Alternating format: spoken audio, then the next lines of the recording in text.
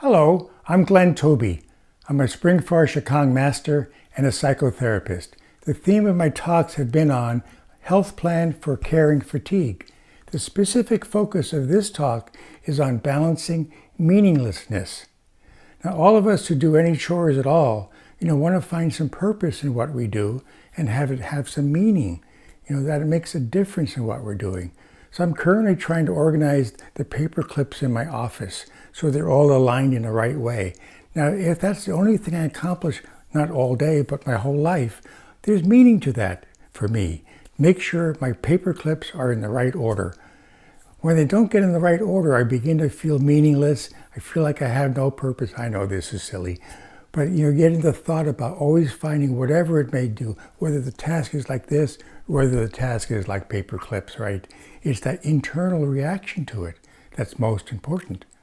So the more I feel meaningless in what I do, that I don't seem to be able to make a change, that things just go on as they always are, that I begin to feel a sense of kind of not only meaninglessness, but a little bit of depression and then a little bit of powerlessness.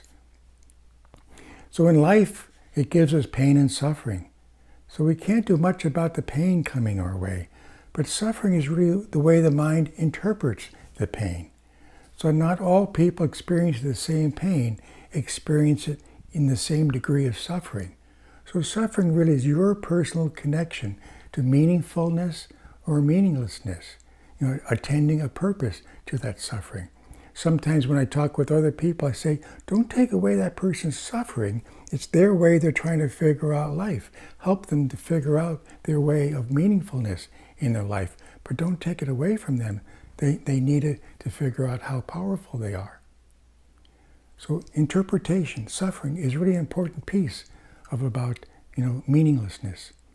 So sometimes there's two ways in which the brain interprets things. One way it analyzes, it judges it, it evaluates it. It's got all these punctuation marks, it's got percentages, it's got outcomes, it's got indicators. It's a marvelous way of thinking. But the other way of thinking is like notice and observe. So in the judging and the evaluating and the analyzing, the impact it can have on caring fatigue is phenomenal.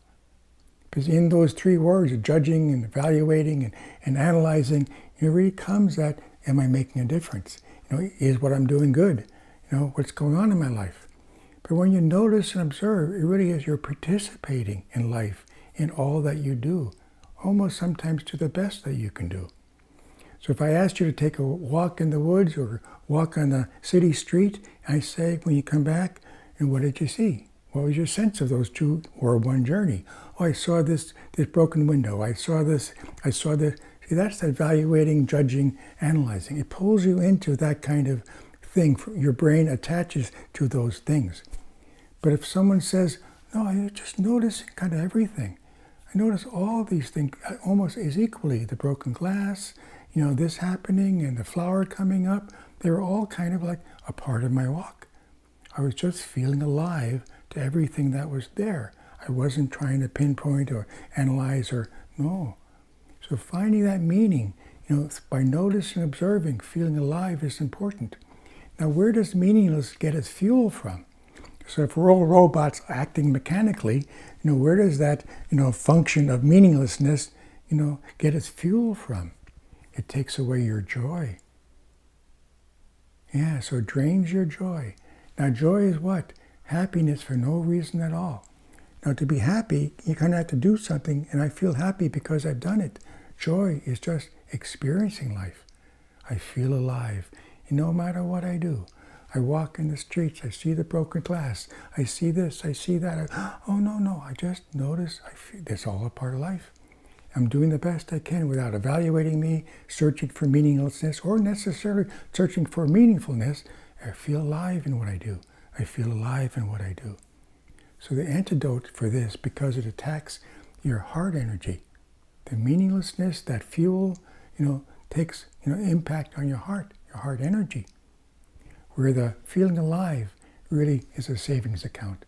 So the more you can notice, observe what you're doing, continue to do kind of what you're doing, a little bit of evaluation, a little bit of analysis, it's going to take away some joy, But the more joy you practice, then the more your savings account.